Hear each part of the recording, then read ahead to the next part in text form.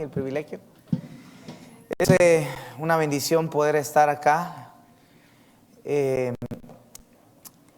Venimos, mi esposa y yo, manejando desde Ciudad Juárez y vimos lo lindo que es desde San Antonio para acá, cómo va cambiando la vegetación. Se lo comento porque hoy precisamente vengo un poquito natural y la prédica viene así como enfocada a la naturaleza. ¿Por qué no cierra sus ojitos y vamos a hacer una oración para que el Señor nos pueda dirigir?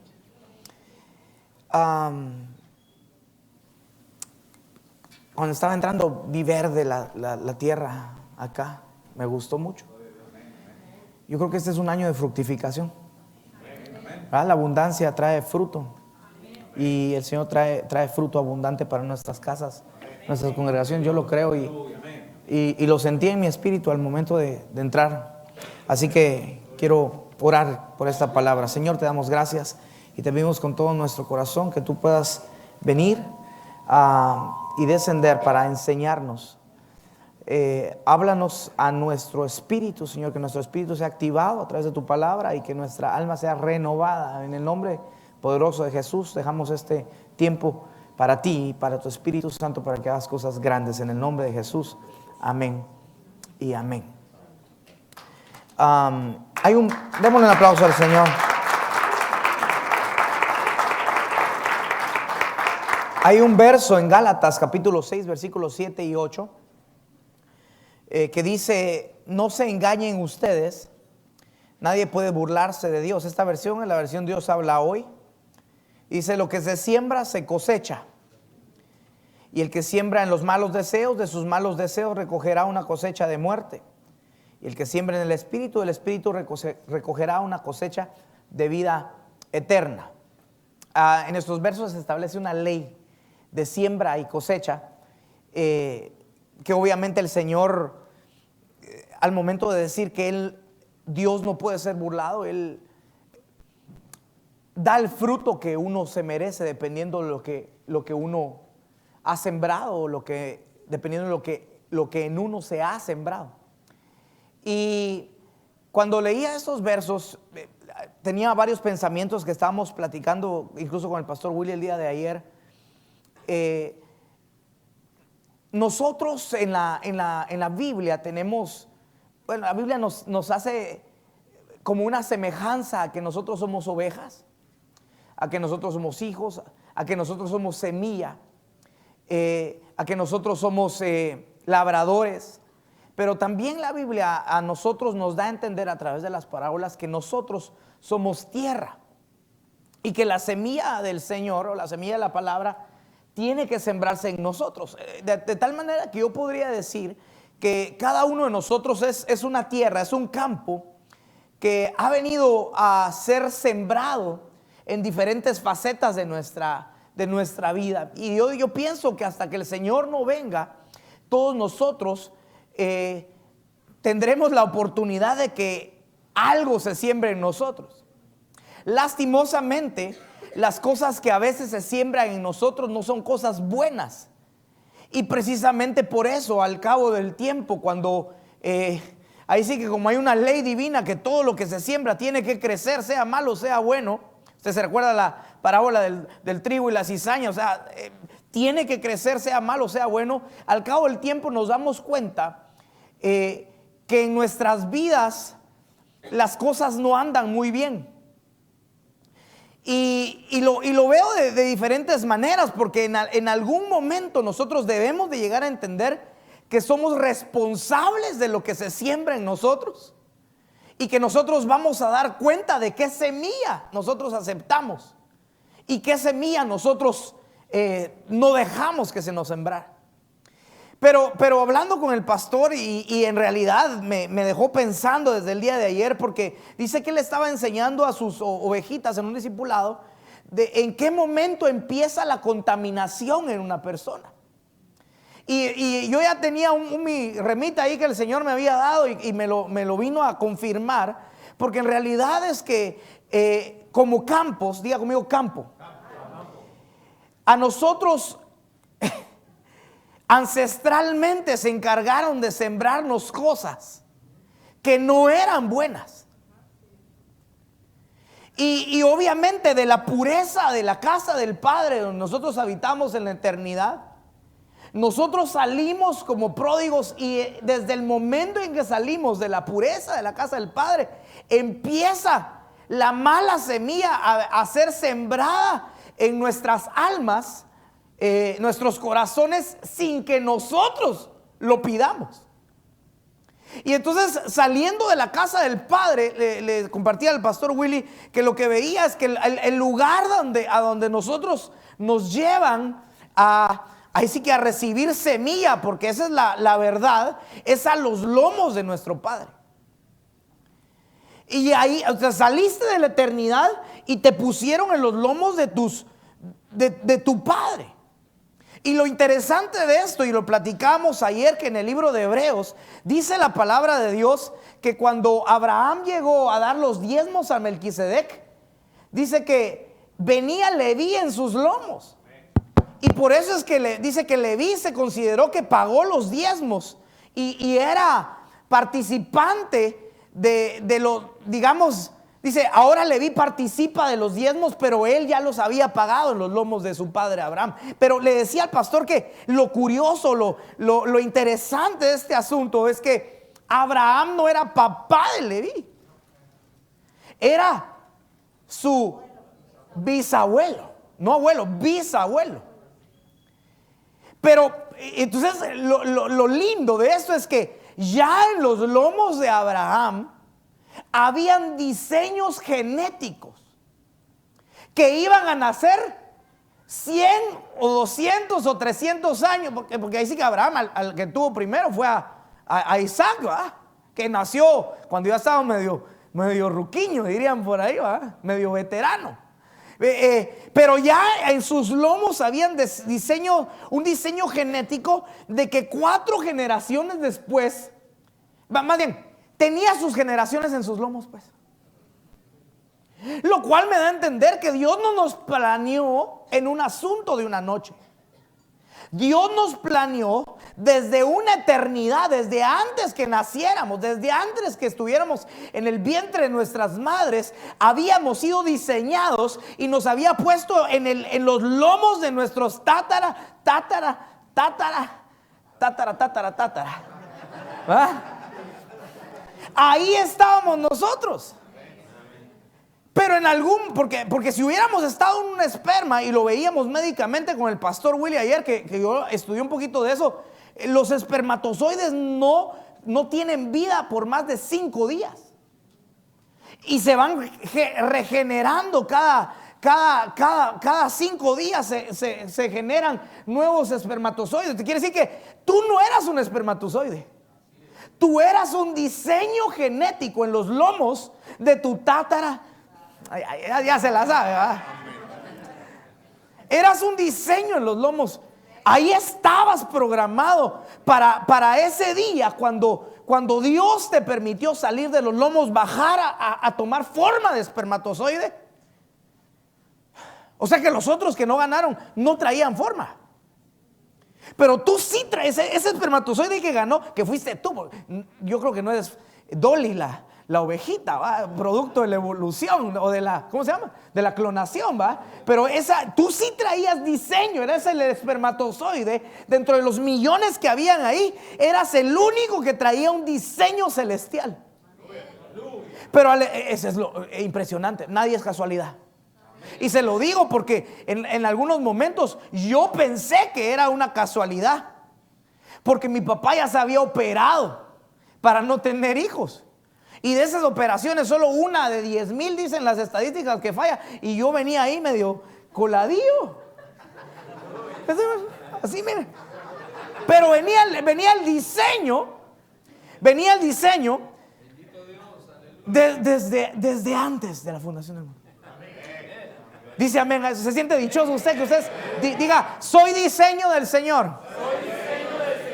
Ya venía ahí el ministerio, ya venían los dones que iban a hacer para ti. Ya venía dónde ibas a vivir, con quién te ibas a casar, incluso venía un diseño ahí, no hay casualidades.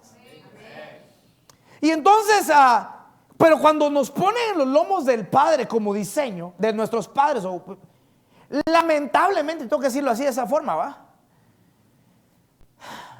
Nos contamina. Y se lo digo, o nos contaminan o nos bendicen. Porque en este caso Leví fue bendecido por estar en los lomos de Abraham. Entonces, por eso es que es importante conocer al Señor Jesús, porque entonces todo el diseño malo que hay en nuestros lomos se cancela y se activa uno bueno hasta por 1000 generaciones, dice amén. Pero si no, dice la Biblia que cada 4 se activa la maldad y la iniquidad de nuestros padres. O sea, cada 4 ahí se va.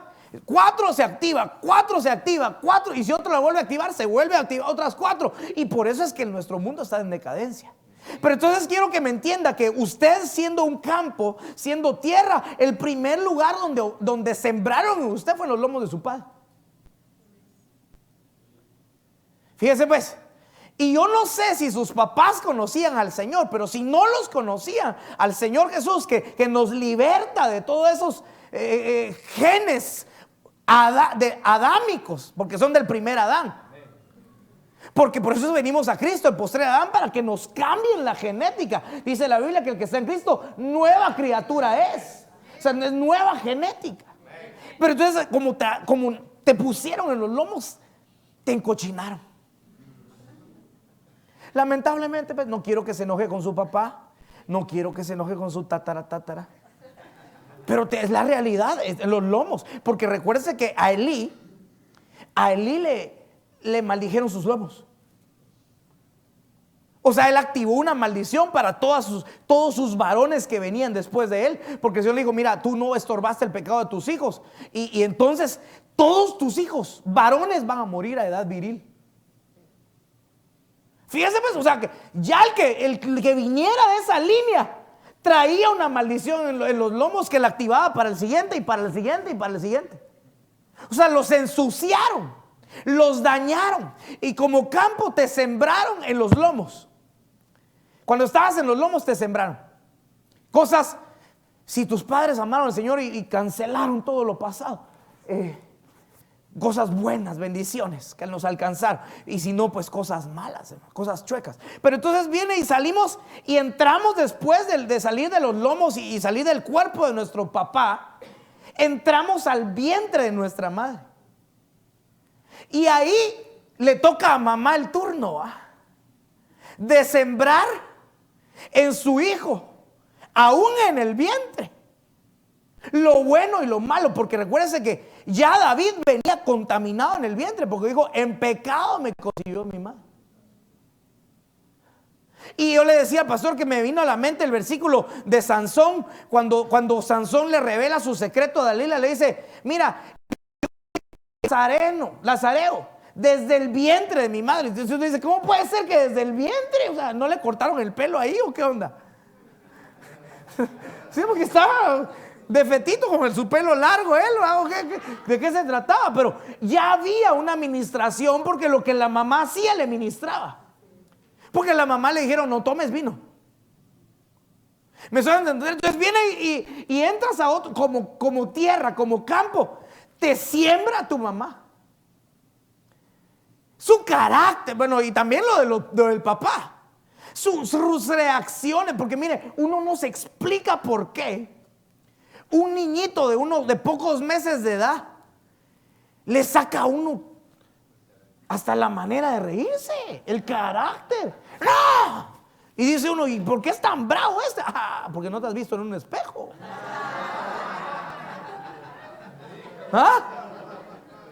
Es que nos damos cuenta que dicen, ¿cómo puede ser que tan chiquitito y tan tremendo? Pero entendemos que ya pasó por 2 etapas de siembra contaminante, por decirlo así, donde estaban sus lomos, le agarró al papá y a sus tatarabuelos, antecesores, ¿va? Y después llegó al vientre ya contaminado, para que las mujeres no se sientan tan culpables, ¿va? Pero ya llegó al vientre y empezó a recibir también ministración positiva, semilla positiva o semilla negativa. Pero y entonces después, hermano, por eso es que toda nuestra vida es un asunto de siembra que han sembrado en nosotros o que hemos permitido que se nos siembre en nuestro corazón y por lo cual somos lo que somos. Y a veces yo decía, se echa un paseo el monstruo del mal carácter, ¿va? El monstruo de la mentira. Y hermanos, echan paseos entidades que simple y sencillamente son frutos de lo que te sembraron o de lo que tú sembraste. Porque tarde o temprano ya no puedes culpar, es que por los lomos de mi padre, por la vientre de mi madre. No, tarde o temprano tú te haces responsable de lo que se siembra en ti. Porque si no, todos estuviéramos echando la culpa a nuestro tátara, ¿va? Es que es culpa de él. Así que el Señor lo castigue a él, porque yo. Pero en realidad es que tú te haces responsable tarde o temprano cuando dejas el seno materno. Te empiezas a ser responsable de lo que siembras. Pero en pocas palabras estoy resumiendo los pensamientos que tengo para poder entrar en el tema. Porque es Biblia lo que estoy diciendo, hermano. Ahí hay prueba, ahí hay pie de imprenta. Yo le estoy diciendo lo que yo veo, según lo que he visto en los diferentes ejemplos que le he comentado. Pero el asunto acá es que cuando nos casamos con otro campo, donde tú no sembraste, sino que sembraron otros. Y a veces lo que te toca cosechar de ese campo no es nada agradable. Y no lo digo por mí, porque aquí está mi esposa y estoy cosechando puras cosas lindas. Pero en realidad te casaste y entonces te conviertes en labrador y en sembrador. Porque recogen los frutos pasados de esa persona, pero te toca sembrar nuevas semillas. Y eso va a requerir tiempo. ¿Cuántos años? No lo sé. Pero como yo le había contado, no sé si aquí o en el otro lugar, que había llegado un hermano allá que era adicto al crack por 12 años. Y siempre ellos habían cometido muchos errores. Me imagino que sus hijos ya venían con una contaminación terrible. Pero el asunto que pasaba ahí era que él le quitaba el dinero. Ellos lavaban carros. Entonces cuando la esposa lavaba, le quitaba el dinero y se lo iba a fumar al crack. Y cuando vino a los pies del Señor, porque yo estoy seguro que sí hizo su decisión, pasó un mes bien activo y buscando al Señor. Y después del mes que pasó activo y buscando al Señor, una madrugada me llama la esposa que le habían pegado el varón este. Y cuando llego yo en la madrugada, como a las 3 de la mañana, ahí a hacerle de referee, no se parece. Yo le digo, ¿pero por qué le pegaste? Me dice, es que me mintió. Dice, no confía en mí. Y yo estoy ya llegando a la iglesia, ya estoy buscando a Dios. Le dije, espérame, le dije, tienes 12 años robándole el dinero y quieres que en un mes confíe en ti plenamente. Eso no me da, no me cuadra. Ahorita lo que tienes que hacer es arrancar la mala semilla, el mal fruto, y empezar a sembrar un buen fruto y esperarte a que el Señor riegue esa tierra y por lo menos pueda confiarte un poquito. Pero viendo todo esto y explicándole lo de los campos, en la Biblia hay un elemento futuro. Yo le puse así, el elemento futuro que está en el Salmo capítulo 1 y versículo 1. Porque hermanos, si nosotros nos basamos solo en el pasado, estamos perdidos. Ay, hermano, aquí dice que ni aunque usted me diga, ay, es que yo soy cristiano de 4ª generación, lo siento. Pero la perfección es una obra que se va alcanzando y la imperfección se hereda. La verdad, porque lo que heredamos es la vana manera de vivir de nuestros padres. Entonces, si todo lo basáramos en el pasado, hermano, hoy sería una noche de llanto y de desconsuelo. Pero como hay esperanza, diga amén si lo cree. Hay un versículo que dice que el hombre que no anda en consejo de malos, ni estuvo en camino de pecadores, ni en silla de escarnecedores se ha sentado, sino que en la ley de Jehová está su delicia y en su ley medita de día y de noche. Si será como árbol plantado junto a corrientes de aguas, que da su fruto a su tiempo y su hoja no cae, y todo lo que hace prosperidad. Hay una esperanza para aquellos que venimos a los pies de Jesús, para que en el futuro todas las cosas que no están bien en nosotros sí estén bien. Y ahora podrá decir alguien, pero entonces ¿cómo me doy cuenta, pastor, si estoy mal y si mi campo fue sembrado con mala semilla? Véase. Si la Biblia dice, por sus frutos los conoceréis. Mírate a ti mismo. Y tienes que ser sincero contigo y con Dios y su Espíritu Santo para que, mira, si eres chismoso, mírate. Si eres bravo, mírate. Si eres celoso, mírate. Porque los celos pueden heredarse. Pero entonces tienes que ver tus frutos y ser sincero con Dios. Y ese es el punto de partida. Decir, a partir de ahora, mi pasado no pinta bonito, pero mi futuro pinta excelente si me acerco al río de Dios. Si me siembro a la par de Él, yo voy a ser un árbol frondoso, que su hoja no se va a marchitar y va a dar fruto a su tiempo. Pero necesitas ver tus frutos. No solamente ver los frutos de tu cónyuge, porque para eso somos buenos. Qué mal fruto. Mira hasta tu pera, qué mal fruto. Para eso somos buenos. Pero ¿y los tuyos? Y tu genética. Yo al tema le puse: revisa tu campo. Porque también nosotros, hermano, mire pues, diga conmigo, yo primero. Pero también hay que revisar el campo de nuestros hijos. Hay que verle sus frutitos, que a veces son más grandes que los nuestros, ¿verdad? Hay que verlos. Porque si se te están desviando desde el año, desde los 5 años, 7 años, y no ves, ya no lo vas a poder rescatar en la adolescencia. Cuando quieras meterle mano a quitarle la mala semilla, too late, dirían allá en Juárez. ¿Ah? Demasiado tarde. Ya no puedes hacer nada. Lo platicamos también ayer, que platicando entre pastores salen cada cosa, ¿va? Porque nosotros decíamos que los niños tienen una enfermedad y los adolescentes también tienen una enfermedad. Sí, es una enfermedad y es bíblica. Por ejemplo, la enfermedad de los niños es la necedad, porque la Biblia dice que la necedad está ligada al corazón del niño, pero tiene una medicina: la vara. No los pellizcones, no la jalada de pelo, no los gritos ni los insultos. La vara es la medicina.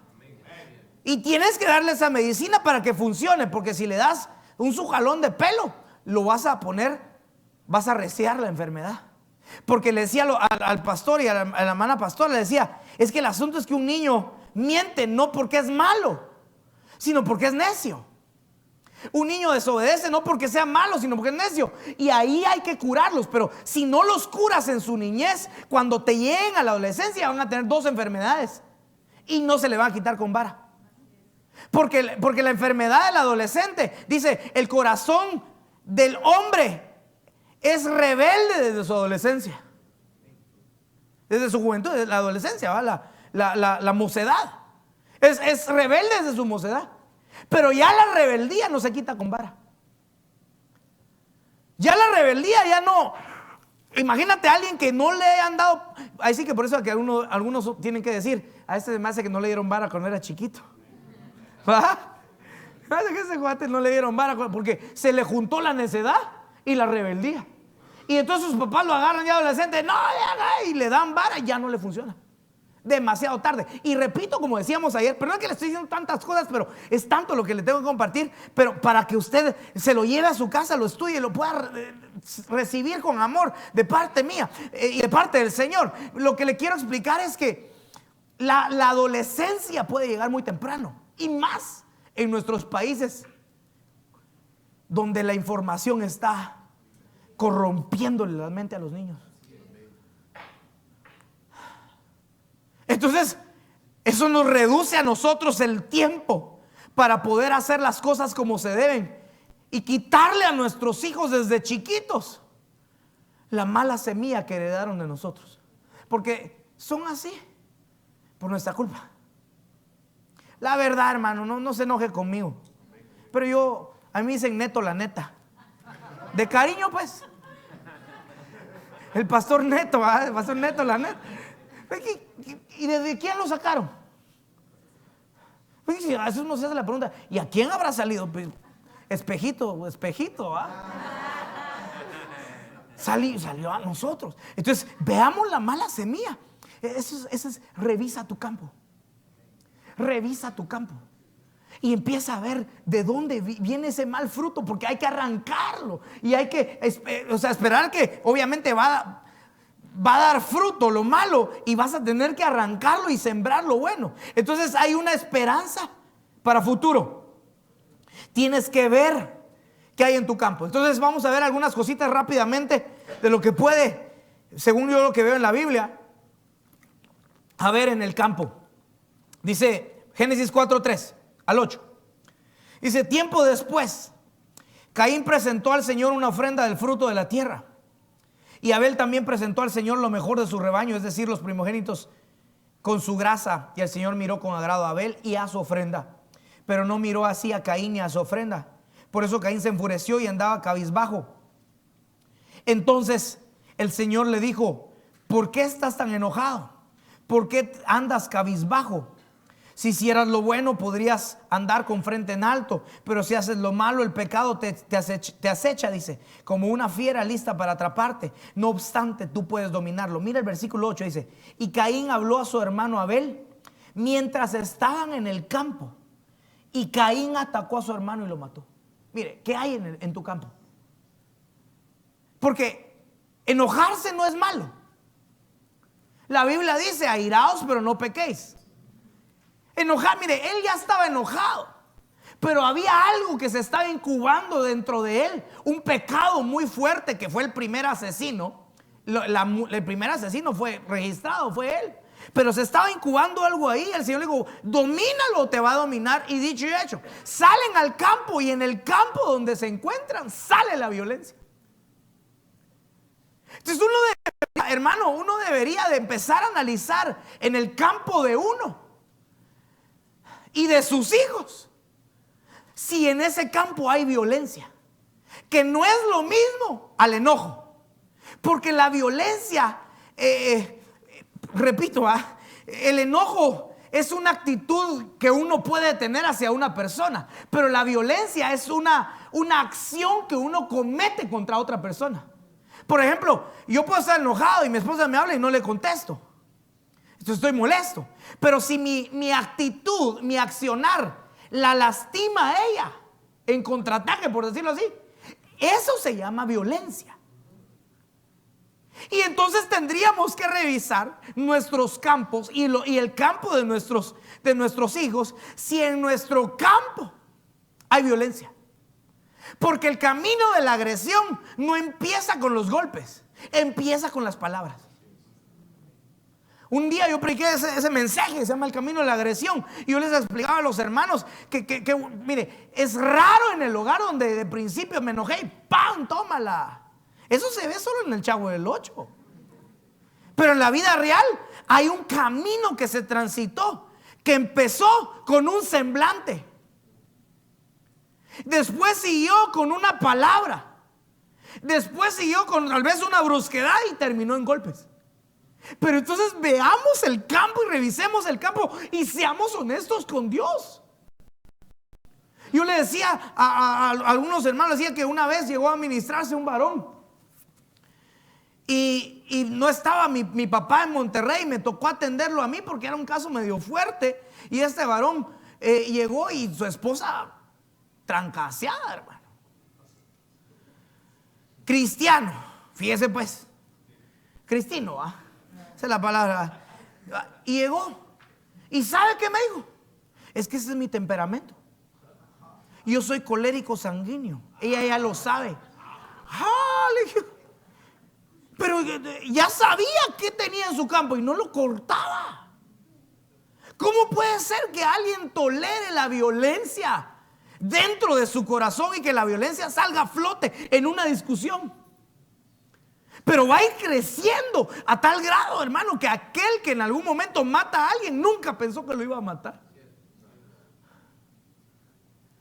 Por favor, hermanos, les estoy diciendo. Y eso empieza desde los niños. Mire, les voy a contar una historia. Nosotros ahí en la iglesia, la mayoría de nuestros hijos, de los niños, son de entre 1 y 4 años. O sea que usted ve la marimbita ahí, ¿va?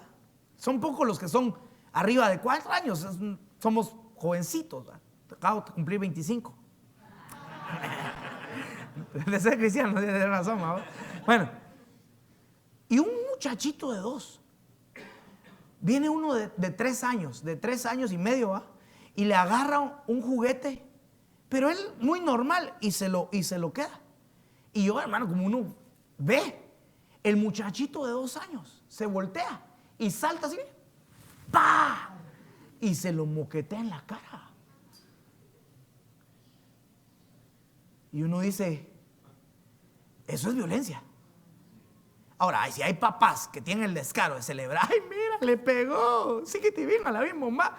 A la vio, lavado, más duro. Porque hay unos que son descarados, hermano. Pero si uno ve eso, y uno ve eso en el campo, en nuestros campos, mío, de mi esposa, de mis hijos, ¿qué debería hacer uno? Cortar, corregir. Entonces revisa tu campo para ver si en tu campo no hay violencia. Porque ahorita tus hijos tal vez no pueden verse a sí mismos, pero tú sí. Dios te dio ojitos para que los vieras y para que los instruyeras en el camino. Y si los instruyes en el camino, cuando sean viejos, van a ser calidad, no se van a apartar.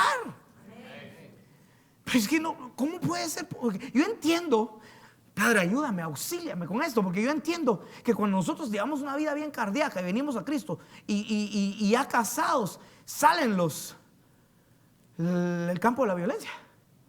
Digo amén, que nos ministren. Pero ¿y nuestros hijos están naciendo en nuestros hogares? Cristianos, donde los llevamos todos los días, o todos los días de culto estuvimos ahí sirviendo, y que después se casen y sus problemas matrimoniales sean de violencia. ¿Quién tiene la culpa? Nosotros. O sea, está bien nosotros que venimos del mundo y venimos después a los pies pero los que están creciendo en esto, ¿cómo no pudimos arrancarle la violencia a tiempo para después que tuvieran un matrimonio exitoso? Abramos nuestros ojitos. Y hermano, el primer campo que le quiero enseñar es el campo de la violencia. En el campo de la violencia, todo empieza como que si nada pasara. Es un semblante, una actitud, un grito, pero ahí, ya le expliqué. Si lo tienes en tu corazón, hoy tienes que echarlo fuera. Y entonces el Señor te va a dar un corazón apacible.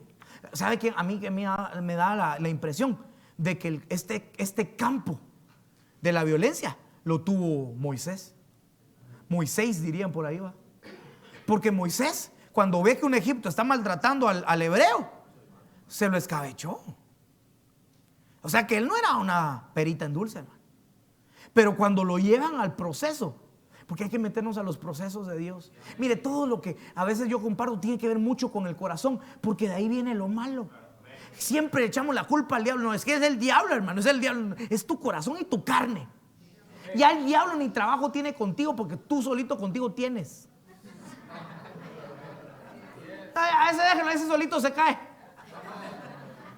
Sí, su carne y su corazón chueco, ni lo toquen, aquel día solito. Pero no, es el diablo, el espíritu es inmundo. Pero ¿y nuestro corazón?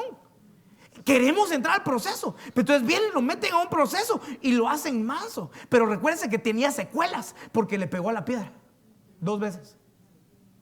Había secuelas, aunque ya lo habían amansado, por decirlo así. Pero hay secuelas que hay que seguir en el proceso, y eso le costó el precio de su abundancia. Fue el costo, la violencia. Porque hermano le dijo, háblale, y la cachimbió. Paz, paz. Sí, hermano, le pegó a la piedra. Fue el precio de su abundancia.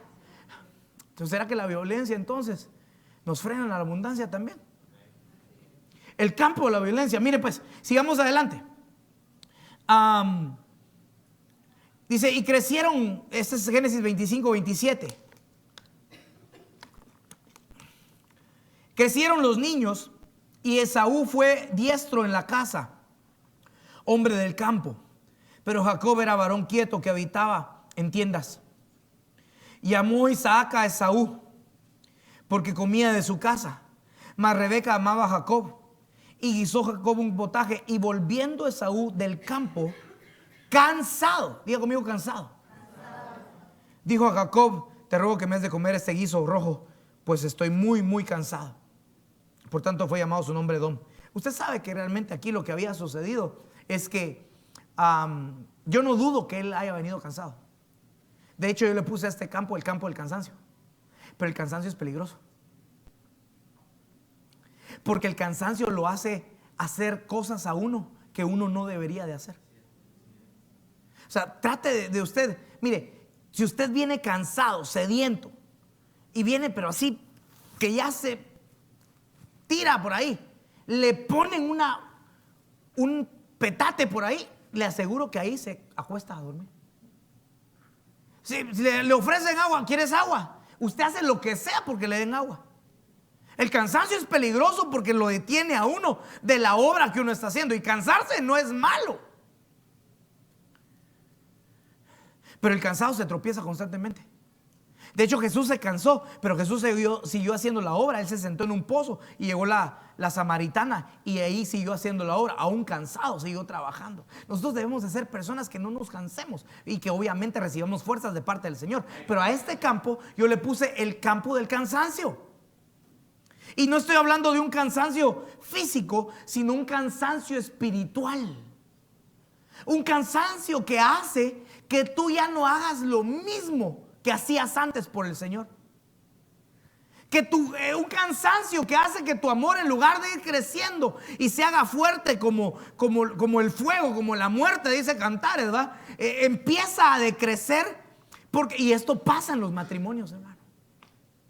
El campo del cansancio. Mire, yo le decía algunas veces a los jóvenes, le digo, cuando alguien está en la etapa del cortejo o de recién casados, uno dice, estos abejitas, ¿va? Mielecita por todos lados, corazoncito. Esos apodos que se ponen, hermano, que uno risa le da a uno. Y dice, ¿de dónde te sacaste ese nombre para ese muchacho? Pero se lo inventaron, ¿va? Si yo le contara a los míos, se ríe. Porque a mí me tenían mis... Y yo, me dijo, y ni le digo porque después se reír, ¿va? Pero pasa el tiempo y te metes al campo del cansancio. Y las expresiones que tenías hacia tu esposa, hacia tu esposo, hacia tus hijos, van cambiando. Y ya no hay la misma intimidad que había antes. Y el que tenga oídos entienda, porque el no tener intimidad es un problema. Y el enemigo es el cansancio. Y en algún momento no debería de verse normal, porque para eso nos dieron a nosotros, a nuestro cónyuge. Pero en el campo del cansancio, todo lo que hacías te va cansando. Dame un beso, ya, ni que fuéramos novios. ¿Qué pasó? ¿Que ahora ya te cansan mis besos? ¿Ahora ya te cansan mis abrazos? ¿Ahora te cansas de hablar conmigo? Entendamos que viene a ser estorbado el matrimonio y la familia cuando entramos al campo del cansancio y empezamos a hacer cosas que no son bien, que no están bien, a privarnos de cosas que no están bien. Y lo mismo es con el Señor, porque entonces nos empezamos a cansar espiritualmente y dejamos de ser dulces como lo éramos. Dejamos de buscar con la intensidad con la que buscábamos, y es porque estás cansado. Y ahí la Biblia nos dice, en los profetas dice que Él da esfuerzo al cansado y multiplica las fuerzas al que ya no tiene ningunas. Y precisamente ahí es donde dice, los jóvenes flaquean y se cansan. O sea que el constante tropiezo de un joven es un problema de cansancio. ¿Sí me estoy dando a entender con esto? En los tropiezos de la juventud es porque, hermano, yo sé que usted me puede entender, pero los jóvenes me van a entender más. Yo conozco jóvenes que van así, mire, pero después caen. Y después otra vez y caen. Y otra vez y caen. Porque en sus intentos lo que tienen es un problema de cansancio. Y aunque van bien, no logran permanecer en el estándar de subir. Y por eso tanto tropiezo para la juventud. Porque se cansan. Porque lo quieren hacer por sus propias fuerzas. Por eso es que dice: los que esperan en el Señor tendrán nuevas fuerzas. Entonces un joven que se pueda mantener hacia lo pleno de la vida en Cristo es aquel que aprende a depender de Dios en todo su cuerpo y recobra fuerzas cada día para permanecer y no tropezar con la misma piedra. Pero le estoy diciendo acá que deberíamos de revisar si en nuestro campo hay cansancio, y si en tu matrimonio hay cansancio. Hace algún tiempo, cuando uno va a visitar a algunos amigos, uno se da cuenta de cosas. Y había un matrimonio que a los 6 meses de casados ya no dormían en la misma cama. Y hacía el descaro, porque estabas ahí en la sala y bueno, buenas noches, sí, no sé, y los veías, cada quien va a su cuarto, y uno decía: ¿qué pasó? Ya se habían cansado. Y por cierto que ahorita están divorciados. Cristianos que les llegó el cansancio en su hogar y perdieron todo. El campo del cansancio. El campo del cansancio incluye el menosprecio, incluye el aceptar lo que decíamos ayer, lo poco, más bien el cambiar lo poco por lo mucho planeado que Dios tiene para ti. Mire este otro campo, rapidito, vamos a 2 Samuel 14, 28 al 31. Esta es la historia de Absalón. Y dice que Absalón llegó por 2 años a Jerusalén y no vio el rostro del rey. Ya había matado a Abnón. Y mandó a Absalón por Joab para enviarlo al rey, pero Joab no quiso llegar. Y envió por segunda vez y tampoco quiso venir. Versículo 30. Entonces dijo a sus siervos: mirad, el campo de Joab está junto al mío y tiene ahí cebada. Id y prenderle fuego. Y los siervos de Absalón prendieron fuego al campo. ¿Sabe cómo se le llama eso? Al campo de Joab. Ahí le pasó algo. Ahí se llama venganza. El desquite, pues. El campo de la venganza. Así le puse a este. El campo de la venganza. Cuando alguien en su corazón no se puede quedar tranquilo cuando le hacen algo, sino que responde. Y está bien para, digamos, en la fase de la adolescencia. Algunos tenían eso en su corazón, ¿va? Está como aquellos 2 muchachos, ¿va? Que se ven así feo. Y uno le dice así. Y el otro responde: ¿qué? Y el otro dice: ¿qué de qué? Y el otro: ¿qué de qué de qué? Y el otro: ¿qué de qué de qué de qué de qué? Y el otro: ¿qué de qué de qué de qué de qué de qué?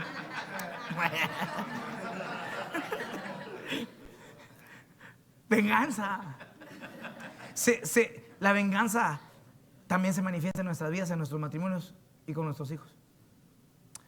La Biblia dice que nosotros deberíamos esperar en el Señor porque Él es la venganza y Él pagará. ¿A cuántos de nosotros nos ha hecho cosas malas? Levante su manita. ¿Cómo ha reaccionado? Porque si ha reaccionado de una manera vengativa, estás en un campo que se llama el campo de la venganza. Mándele y quémele todo para que sufra. Hermano, la venganza es como diría María, no, nunca es buena, ¿va? Pero la venganza es un enemigo de los hijos de Dios. Porque el Señor es soberano y suficiente. Yo hoy estaba orando y decía: Señor, este tema, el otro, porque los pensamientos no me dejaban tranquilo. Porque en realidad es que iba a predicar un tema que se llama el poder de la mano de Dios. Porque en la mano de Dios hay ocultos varios poderes. Pero uno de los poderes es precisamente el poder de la venganza. Y cuando él se venga por nosotros de nuestros adversarios y los destruye. Pero es Él a la manera de Él y no a la manera de nosotros, porque generalmente las venganzas de Dios son distintas a lo que nosotros pensamos. Entonces tal vez ya alguien que nos hizo daño ya le pasó algo que Dios mandó y ya ese fue su trabajo, y nosotros no queremos que más, que le duela más, que sufra más porque me hizo esto, me hizo lo otro. ¿Y qué pasa si Dios ya está llevando un proceso con esa persona? Sabe que las venganzas de Dios no participamos nosotros. Ni siquiera te va a decir qué les va a hacer al que te hizo daño. Por eso es que mejor deberías de sacar tú tus manos para que sea Dios el que lo haga. Pero algunos de nosotros venimos heredando el campo, la semilla de la venganza. Es horrible. Es un veneno para el corazón. Es un coraje que no se sacia. Es como la sanguijuela que chupa, nunca se sacia. Pero la venganza vendría a ser como algo así que aunque le hagas lo peor al que te hizo daño, todavía quieres hacerle más. Y a veces los matrimonios están echándose un paseo por este campo.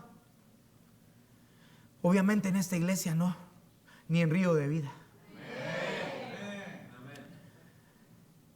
Pero pues, hay que analizar si hay venganza. Mire, llevamos 3 cosas, ¿verdad? La violencia, jóvenes.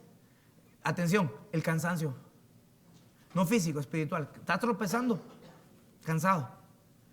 Estás menguando en tu amor hacia Dios, estás cansado. Espiritualmente estás cansado. Te da pereza buscar a Dios, cansado. Venganza. Mire este otro rapidito, vamos rapidito acá. En Proverbios 24:30 dice: pasé junto al campo del hombre perezoso. Se lo menciona ahí nomás, ¿verdad? Diga conmigo: el campo de la pereza.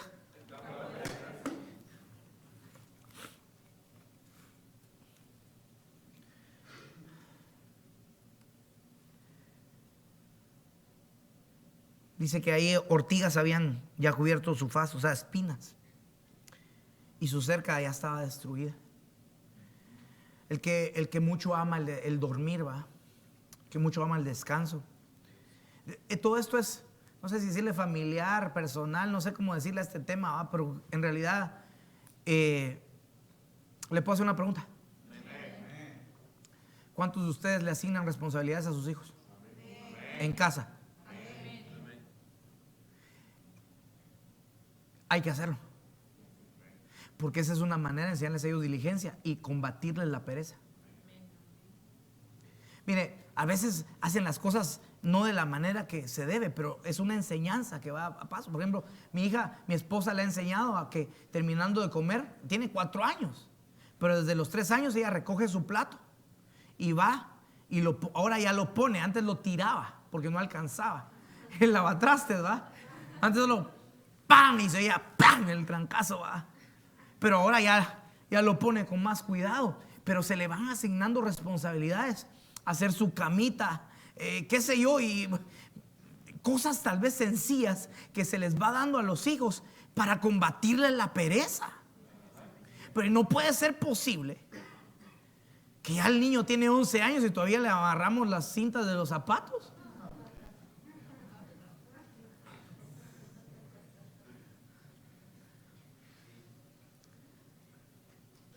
Es que a veces la pereza es crítica, hermano. Porque el asunto es que después todas nuestras generaciones lo pagan cuando salen al mundo exterior. Porque los inutilizamos, la pereza inutiliza, y lo hablábamos, ¿va?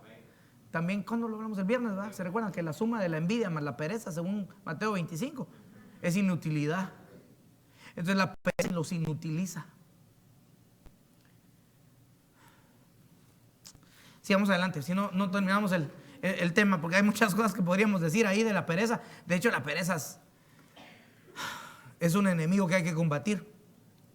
Pues la pereza trae pobreza.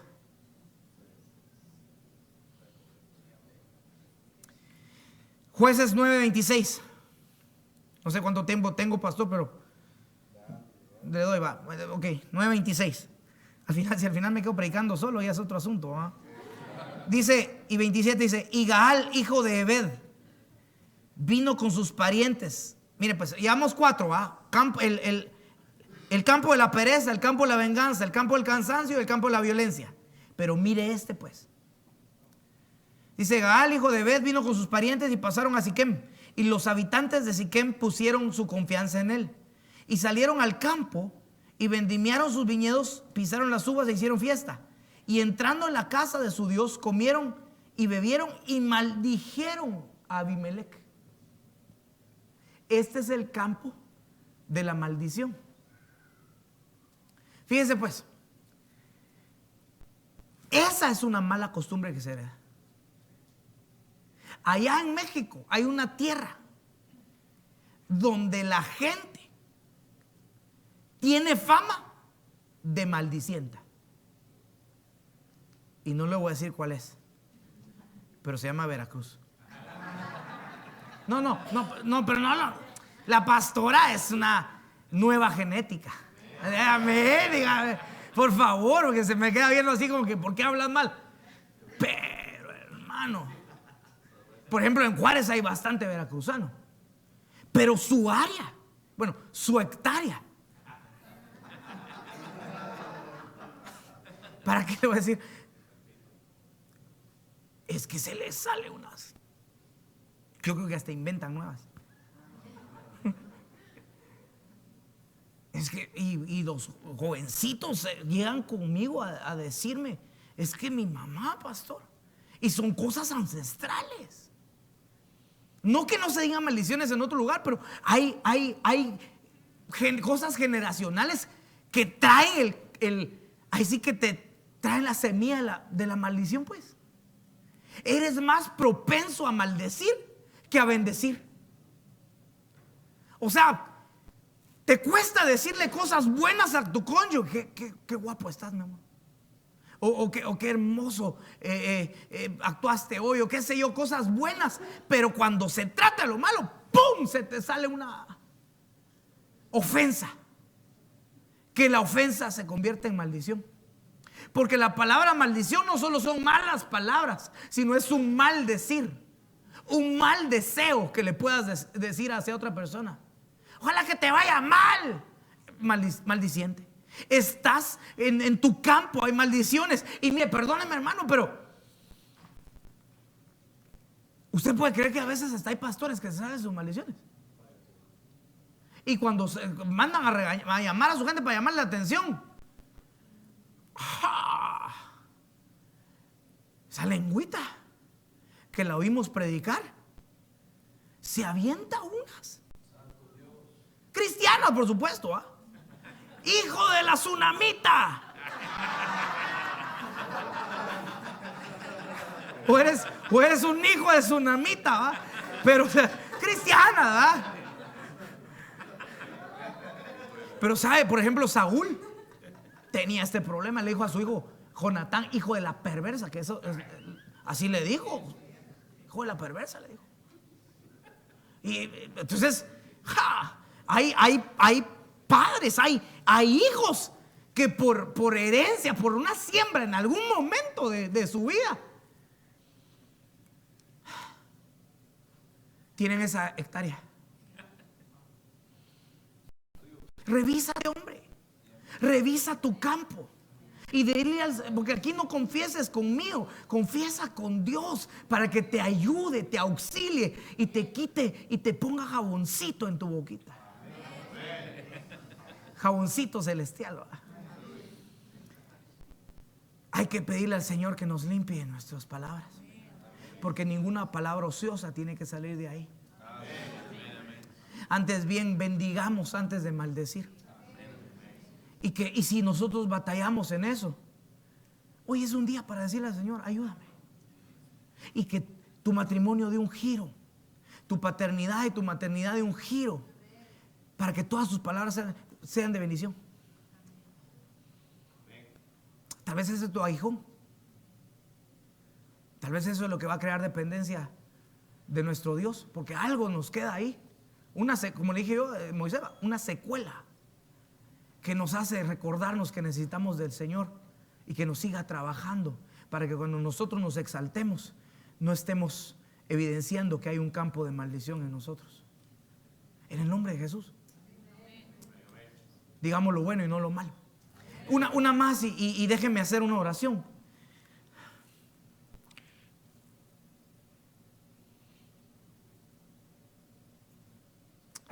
¿Por qué no me acompaña alguien a ministrar el teclado mientras que yo comparto esto acá? Cierre sus ojitos un momento ahí en su lugar.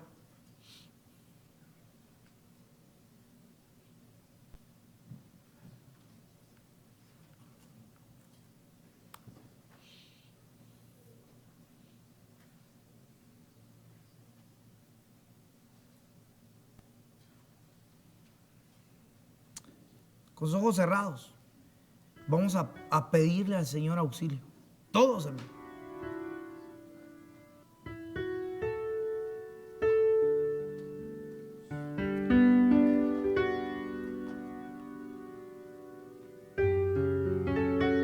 Fíjese que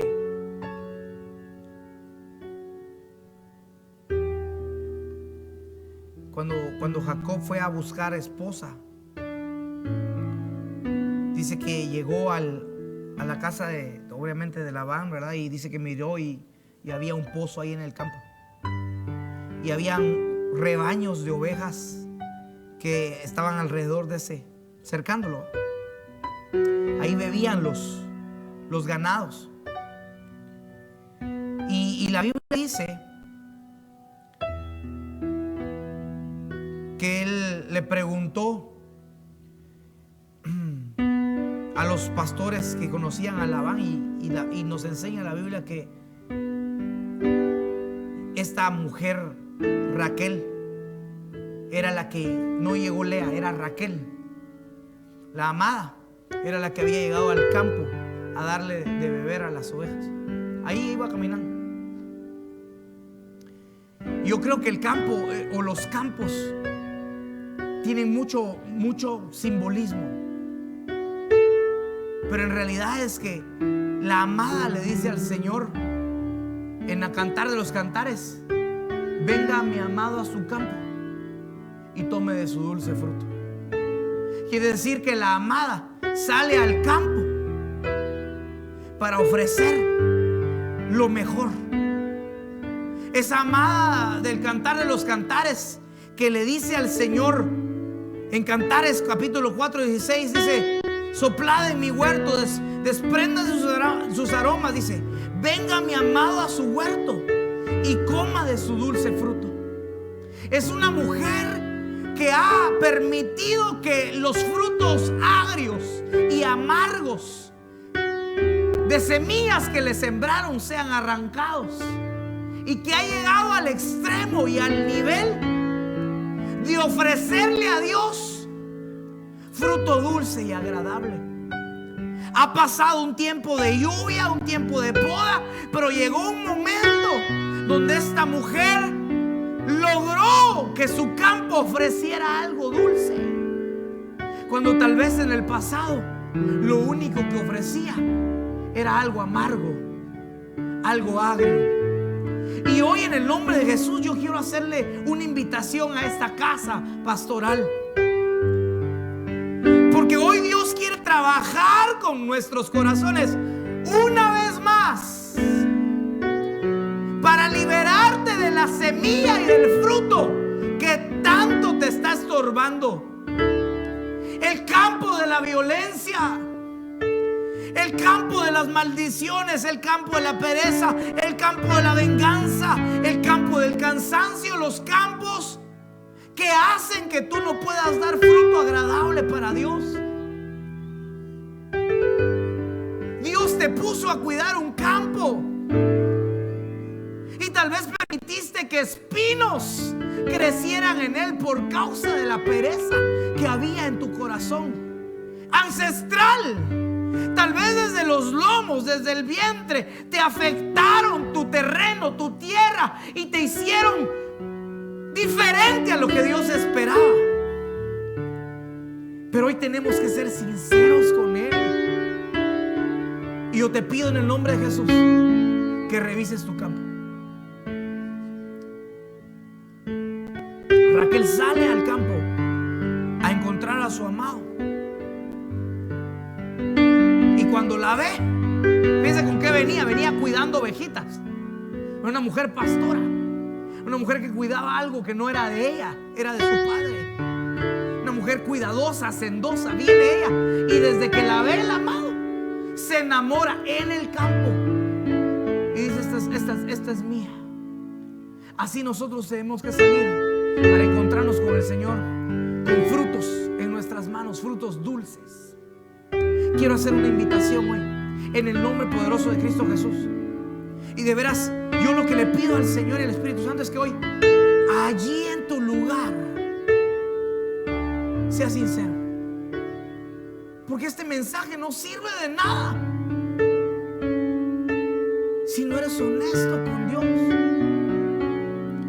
El campo de la venganza, el campo de las maldiciones, el campo de la pereza, el campo del cansancio, el campo de la violencia. Por favor, revisa tu campo hoy, revisa tu hogar, revisa tu vida, revisa tu matrimonio, revisa tus hijos y pídele ayuda al Señor. Si alguien acá quiere pedirle auxilio a Dios, yo le invito a que pase aquí al frente a rendir su vida. Yo te invito a que pases. Si tú necesitas hoy que el Señor te auxilie a arrancar la mala semilla, los malos frutos de raíz. Si necesitamos como matrimonios renovar el fruto de nuestro campo. Si has visto que necesitas ayuda con tus hijos porque piensas que ya no hay esperanza para ellos, ven al frente. Ven al frente y dile al Señor: auxilio. Ahí en tu intimidad, ahí en tus propias palabras, ahí donde tú estás, no necesitas gritarlo. Dios conoce tu corazón y aquí es donde venimos a rendirlo y a decirle a Él con qué batallamos. Aún a veces como pastores nos echamos unas vueltas y unas recaídas en los campos donde no debemos estar. Y lo único que deberíamos de hacer es decirle: Señor, perdóname. A veces como líderes, a veces ya años de estar caminando con el Señor, y hay secuelas de estos campos estorbando tu corazón. Hoy en el nombre de Jesús, Dios te está dando una oportunidad para pedir ayuda, para que ahora en adelante pueda brotar un fruto bueno, un fruto agradable para Dios, y que podamos decirle cuando Él vuelva: